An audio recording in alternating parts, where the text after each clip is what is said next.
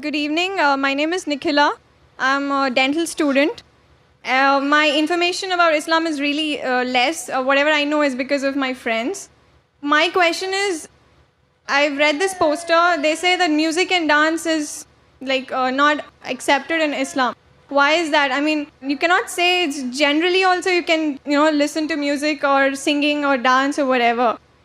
You cannot just say only for Bharatnatyam or for any form of dance you have music. In general music also we have you when you praise God, when you show your emotions. Why is it said that music and dance is not allowed? Sister asked the question that why is it in Islam that music and dance are prohibited? First I'll come to music, then I'll go to the dance. As far as music is concerned, our beloved Prophet Muhammad said that the musical instruments, as a general rule, they are prohibited, except he gave permission for the duff. That's the one-sided open drum, called as duff or duffli. Besides that, the Prophet prohibited because if you analyze, it takes a person away from the remembrance of Allah subhanahu wa ta'ala, from the remembrance of Almighty God. That's the reason when we hear these, film songs, whether it be Hindi, it may be Malayali or Tamil or whatever it is, you find that in these film songs, most of the words that are mentioned, they are far away from reality.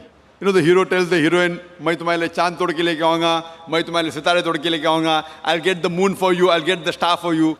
We know it's not possible. No man can get the star or the moon for his lover. But yet, we keep on repeating because of the ambience, because of everything. So because of this, general rule is that the music does take a person away from Allah subhanahu wa ta'ala. That is the reason a beloved Prophet prohibited musical instruments except for duff. Or as generally with your voice.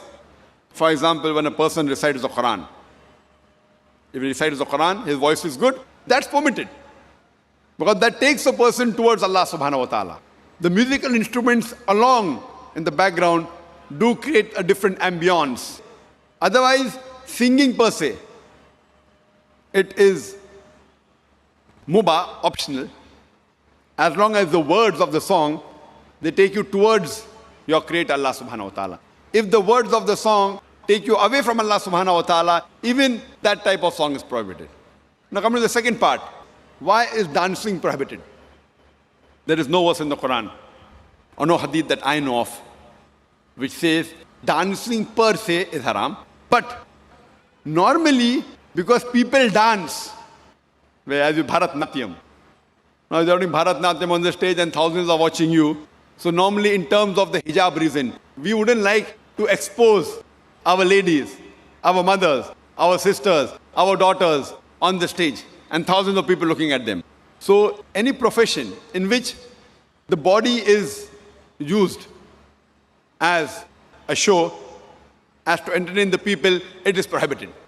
That's the reason dancing in public or dancing in parties where we have opposite sex mixing. Many a time the rules of dancing, they conflict with the rule of the Islamic Sharia.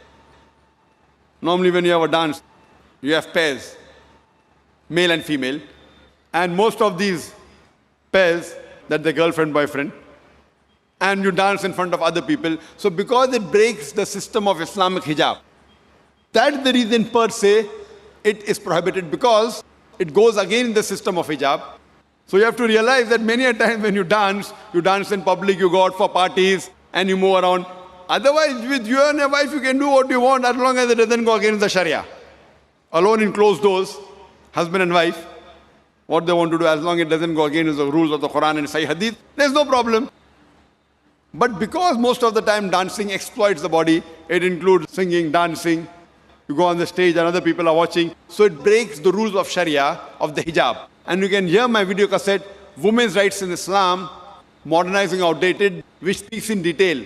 Why do we Muslims protect, why do we love, why do we revere our women for? Because we love our women, that's the reason we protect them, and we don't want to exhibit them. That's the reason professions which involve singing in public, or dancing, or modeling, these professions are prohibited for a lady.